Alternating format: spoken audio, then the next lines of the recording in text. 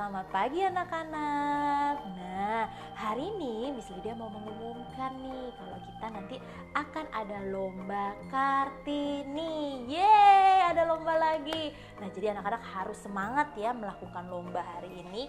Nah, lombanya itu adalah membuat video ya. Nanti anak-anak boleh membuat video, anak-anak bercerita tentang Hari Kartini yang anak-anak ketahui. Lalu yang kedua, nanti anak-anak boleh jelaskan juga. Anak-anak karena sudah tahu tentang Kartini, anak-anak mau jadi apa nih besarnya, atau cita-citanya anak-anak mau jadi apa ya.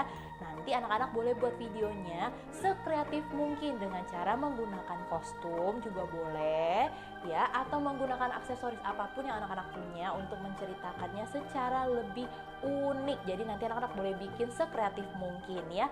Kalau sudah, nanti anak-anak boleh masukkan ke dalam YouTube anak-anak sendiri ya.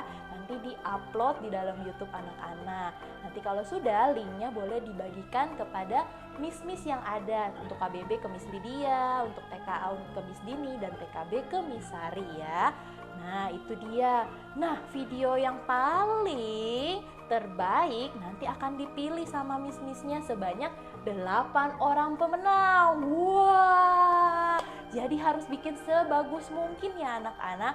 Tapi tenang saja, nggak perlu takut. Nanti Miss Lydia akan buatkan contohnya.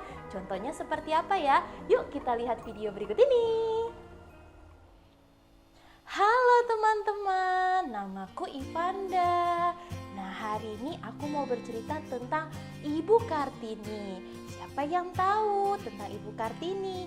Ibu Kartini adalah seorang pahlawan dulunya yang sudah berjuang untuk kaum wanita sehingga kita bisa bersekolah. Nah, karena kita sudah bisa bersekolah, aku jadi punya cita-cita menjadi seorang polisi untuk menjaga keamanan seluruh rakyat Indonesia.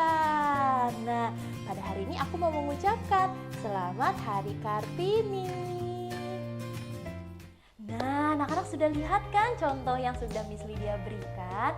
Nanti anak-anak juga boleh buat seperti itu ya. Mungkin bisa lebih kreatif lagi. Miss Lydia percaya semuanya pasti bisa dong. Bisa? Bisa. Wah, hebat semuanya. Dan Miss Lydia juga mau umumkan kalau batas pengumpulannya itu maksimal. Jadi anak-anak boleh kumpulin sebelumnya juga nggak apa-apa.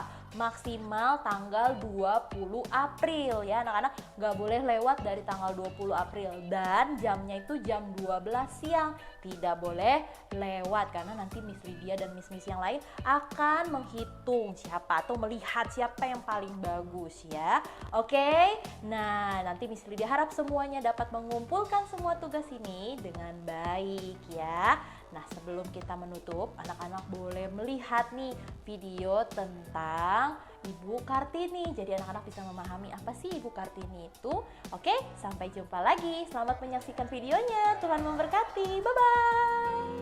Setiap tanggal 21 April, kita memperingati Hari Kartini. Apakah teman-teman tahu siapa Kartini? Beliau adalah seorang pahlawan nasional perempuan yang bernama lengkap Raden Ajeng Kartini. Ibu Kartini lahir di Jepara pada tanggal 21 April 1879. Ini dia fakta-fakta seru Ibu Kartini.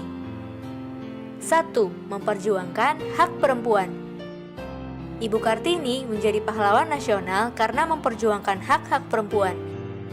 Dulu hanya laki-laki yang boleh belajar di sekolah, sedangkan perempuan yang boleh bersekolah hanya keturunan bangsawan. Karena itulah Ibu Kartini berjuang agar perempuan-perempuan Indonesia punya hak yang sama, terutama dalam belajar. 2. Menulis surat ke pemerintah Hindia Belanda. Pada usia 20 tahun, Ibu Kartini berani menulis surat kepada pemerintah Hindia Belanda. Surat pertama berisi pengajuan beasiswa untuk bisa bersekolah di Belanda. Ibu Kartini juga mengajukan surat agar mendapatkan beasiswa bersekolah di Batavia. Surat itu disetujui oleh pemerintah Hindia Belanda.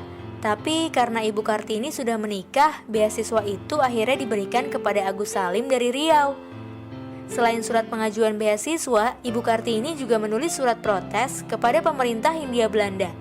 Ibu Kartini mengusulkan agar bahasa Melayu dan bahasa Belanda dimasukkan ke dalam kurikulum pendidikan.